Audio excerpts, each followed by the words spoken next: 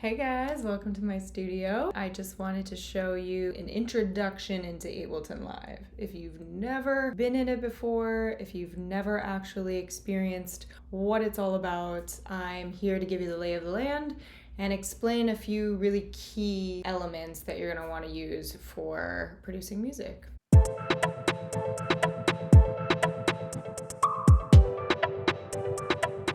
This is it. Aren't you excited? So when you first open Ableton Live, this is what you're going to see. Basically, we are in what's called session view. Really good view if you are looking to do live music, if you're looking to experiment and do some live looping, stuff like that. And then if you come over here to this button, this shows you that we are in session view. And if you click right above it, this is what's called arrangement view.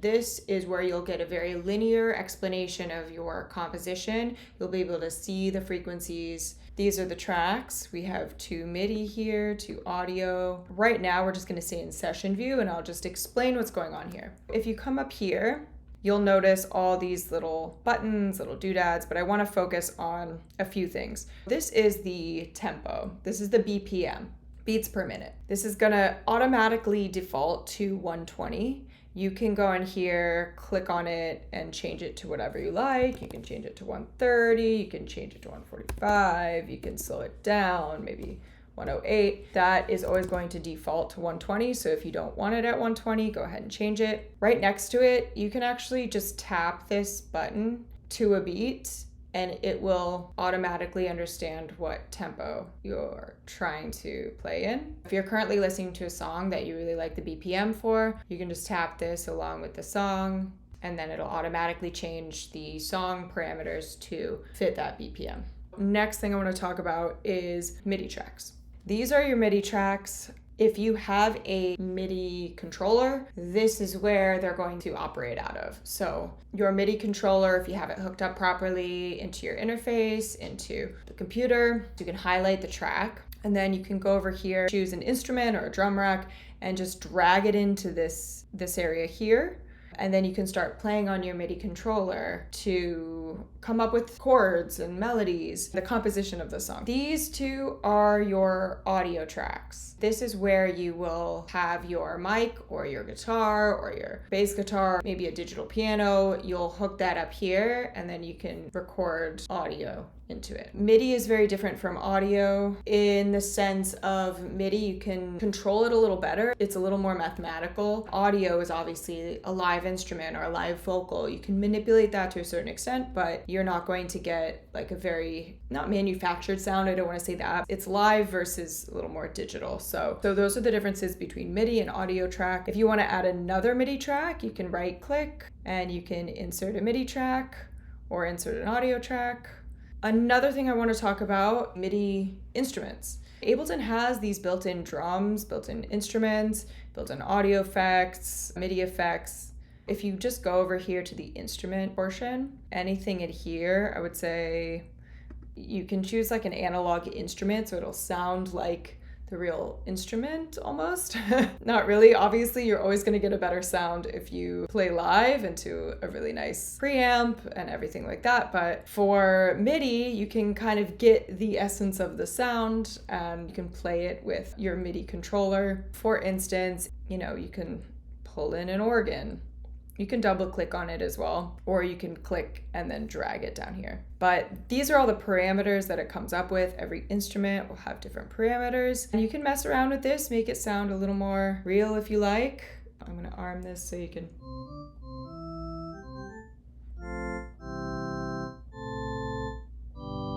You can do the same in MIDI with your drums. So if you've seen other videos of mine, I really like to start with the drum rack and create or build a custom drum kit for myself. But Ableton does have all of these built-in drum kits that are, some of them are kind of cool.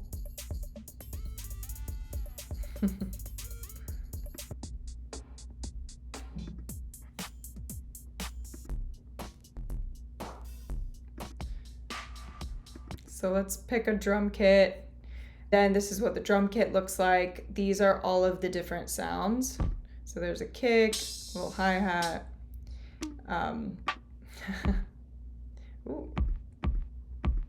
like that.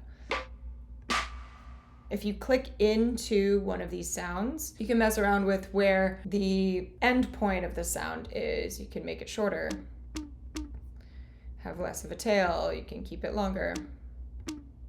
Mess with the frequencies, the filter on it, panning, there are all these controls that I can get into. That's all you have to do in order to start building a song. Either start with MIDI or start with audio. You are going to want to make sure that whatever track you're working with, you're arming the track, which means you press this little record button down here. It's not really a record button, but it allows Ableton itself to understand which track you want to be using at the time. Then we can talk about effects as well. This is just the instrument. Whatever instrument you pulled into this, you can go to a MIDI effect and you can control a lot of different things. There's arpeggiators here, there's envelopes, there's note echo, note length, pitch, there's a lot of stuff to play around with in order to explore different melodies. There are also audio effects. You can go in here to audio effects and you can play with the EQ, you can play with the dynamics, reverb, pitch modulation. But now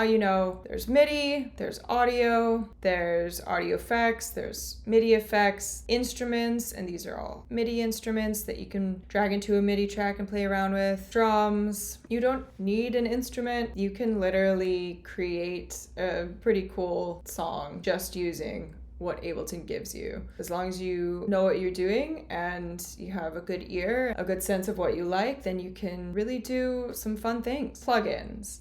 A lot of people talk about plugins when you're first getting started. I was told something I will never forget. If you don't know how to use what you are currently using to the best of its ability, then you don't need to buy all the fancy plugins yet. So if you don't know Ableton Live yet, I would get to know it well, understand EQing, understand reverb, understand, session view and arrangement view, how to record, how to modulate, how to automate. I would learn all that stuff before even buying a plugin. It's really all here. All you really need to start producing and start making really beautiful things. As long as you learn and know how to use it and you can figure out how to make what's kind of in your head come to life, it's an amazing experience, an amazing thing, and you're gonna really enjoy it. Thanks for watching. I just really wanted to give you a really nice big picture of what's going on and hone in on the things that you will need in order to just start creating right away. Instead of getting all the bells and whistles, you can just do everything right there in Ableton. A MIDI controller is great. You don't necessarily need one. You can set up your computer keyboard to actually play chords and notes. You can use the pen tool, which I'll talk about in another video, to map out notes to create a melody. Let me know in the comments if you want to see anything else or have any questions on anything else, but